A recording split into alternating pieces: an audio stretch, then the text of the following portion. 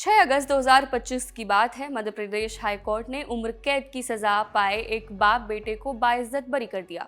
आरोप था कि उन्होंने एक लड़के की हत्या कर दी थी, लड़का जो उनके घर की बेटी से प्यार करता था। मंडला के डिस्ट्रिक्ट कोर्ट ने 2023 में उन्हें दोषी माना था, लेकिन हाई कोर्ट की डबल बेंच जस्टिस विवेक अग्रवाल और जस्टिस AK सिंह ने उस फैसले को पलट दिया। कोर्ट ने पुलिस जांच को लेकर काफी सख्त बातें बोला कि ये जांच बेईमानी से की गई, मशीनी ढंग से जांच हुई और झूठ मूठ की कहानी गढ़ी गई, यानी सीधा सादा फर्जीवाड़ा। पुलिस को फटकार क्यों पड़ी, क्या झोल था इस केस में, वो जानने के पहले मामला समझिए। जिसकी हत्या का केस चला उसका नाम था राजेंद्र। 2021 में उसकी संदिग्ध परिस्थितियों में मौत हो गई। इसे हत्या कहा गया और कारण बताया गया आरोपी नैन सिंह धुर्वे की बेटी से प्यार करना। नैन सिंह धुर्वे का बेटा माइनर है, इसलिए हम खबर में उसका नाम नहीं बताएंगे। नवंबर 2023 में मंडला सेशंस कोर्ट ने नैन सिंह और उनके बेटे को हत्या का दोषी मानते हुए उम्र कैद की सजा दी और फिर जैसा कि होता है मामला पहुंचा ऊपरी अदालत में, यानी मध्य प्रदेश हाई कोर्ट में। वहां पुलिस की जांच देखकर हाई कोर्ट को समझ आया कि पूरा मामला ही फैब्रिकेटेड है। फैब्रिकेटेड यानी जिसका वास्ता सच से कोई न हो, किसी को फंसा देने के चक्कर में एक मनगढ़ंत कहानी बना दी गई हो। कोर्ट को ये तक करना पड़ गया कि क्या पता ये हत्या का मामला है भी या नहीं, हत्यारा एग्जिस्ट भी करता है या नहीं। हाई कोर्ट को शक हुआ कैसे? टाइमलाइन में गड़बड़ी से। राजेंद्र की कॉल डिटेल रिकॉर्ड्स यानी CDRs से पता चला कि वो 25 सितंबर 2021 तक उस लड़की से बात कर रहा था। अब झोल ये था कि पोस्टमार्टम रिपोर्ट में राजेंद्र की मौत इससे कई दिन पहले की बताई गई थी। द इंडियन एक्सप्रेस के रिपोर्ट के मुताबिक कोर्ट ने इस पर कहा, विज्ञान अभी इतना आगे नहीं बढ़ा है कि मर चुका इंसान मोबाइल से कॉल करे और आरोपी की बेटी से बात भी करे।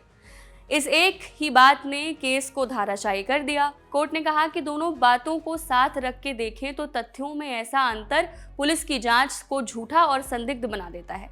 लेकिन मामले में प्रोसिक्यूशन एक गवाह भी लेकर आया था। कोर्ट में उस पर भी बात हुई। जिस चश्मदीद गवाह की गवाही पर प्रोसिक्यूशन ने अपना पूरा का पूरा केस टिकाया था उसका नाम है चेत सिंह। सरकारी पक्ष यानी प्रोसिक्यूशन का सबसे बड़ा दावा यह था कि चेत सिंह ने अपनी आंखों से देखा था कि आरोपी नैन सिंह और उनके बेटे ने 19 सितंबर 2021 की रात को किसी को पीटा। यही राजेंद्र के गायब होने वाली रात भी थी, लेकिन कोर्ट ने इस गवाही को सुनते ही सीधा ठप्पा मार दिया। मैन्युफैक्चर्ड मतलब बनावटी, नकली, झूठी गवाही। इतना ही नहीं, कोर्ट ने चेत सिंह को कहा कि वो एक इम्प्लांटेड विटनेस है। अब ये इम्प्लांटेड विटनेस क्या होता है? मतलब ऐसा आदमी जिसे गवाह बना दिया गया हो लेकिन असल में उसने कुछ नहीं देखा, या तो पुलिस ने पकड़कर बयान दिलवा दिया या फिर कहानी में फिट कर दिया गया। अब केस में आया असली ट्विस्ट। चेत सिंह दरअसल हत्या के समय केरल में काम कर रहा था और अचानक घटना के 5 महीने बाद एकदम से प्रकट हो गया और सीधे आकर कहने लगा कि उसने सब कुछ अपनी आंखों से देखा। कोर्ट ने कहा इतना भी कोइंसिडेंस नहीं हो सकता कि केस को मजबूती देने वाला गवाह आधा साल बाद एकदम से आ जाए। जांच के दौरान जब चेत सिंह से क्रॉस एग्जामिनेशन हुआ तो हाई कोर्ट ने पाया कि उसने खुद माना है कि घटना के वक्त वो केरल में काम कर रहा था और उसे इस मामले की जानकारी तब हुई जब पुलिस ने उन्हें मध्य प्रदेश बुलाया। इतना ही नहीं, कोर्ट ने गहरी नाराजगी जताई कि राजेंद्र के परिवार ने कभी पुलिस को ये नहीं बताया कि उसका किसी लड़की के साथ रिश्ता था या आरोपियों पर उन्हें कोई शक है।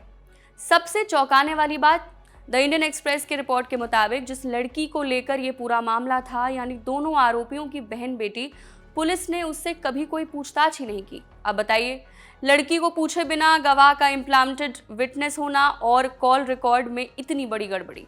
कोर्ट पुलिस की इस मनगढ़ंत कहानी को आखिर सच मान भी कैसे लेती?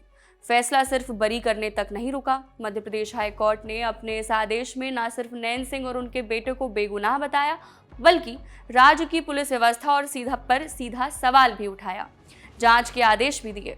कोर्ट ने साफ शब्दों में कहा, ये जो खामी सामने आई है वो दिखाती है कि मध्य प्रदेश में जांच व्यवस्था कितनी बेईमान हो चुकी है। कोर्ट ने यह भी कहा कि पुलिस का मकसद सच्चाई जानना नहीं, बल्कि जल्दी से चार्जशीट दाखिल करना था ताकि केस निपट जाए, भले ही असल गुनहगार कोई और हो या गुनाह हुआ ही न हो। इन गंभीर गड़बड़ियों और कानूनी प्रक्रिया के दुरुपयोग को देखते हुए कोर्ट ने मध्य प्रदेश पुलिस के DGP को ये निर्देश दिए।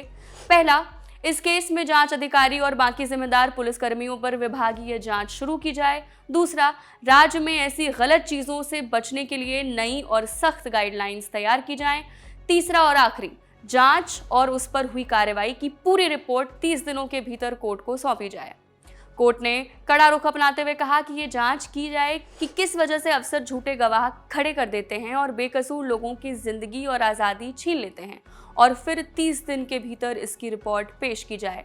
हाई कोर्ट ने साफ तौर पर कहा कि इस केस में जो भी जांच हुई वो ईमानदार नहीं थी, और आखिर में थोड़े सटायरिकल अंदाज में कहा, विज्ञान अभी इतना आगे नहीं बढ़ा है कि कोई मरा हुआ इंसान फोन पर बात कर सके, और वो भी उसी लड़की से जिसके पिता और भाई पर हत्या का आरोप है। मतलब साफ है, पोस्टमार्टम रिपोर्ट में जिस दिन मौत दर्ज है उसके कई दिन बाद तक मृतक का मोबाइल एक्टिव था और वो लड़की से बात कर रहा था।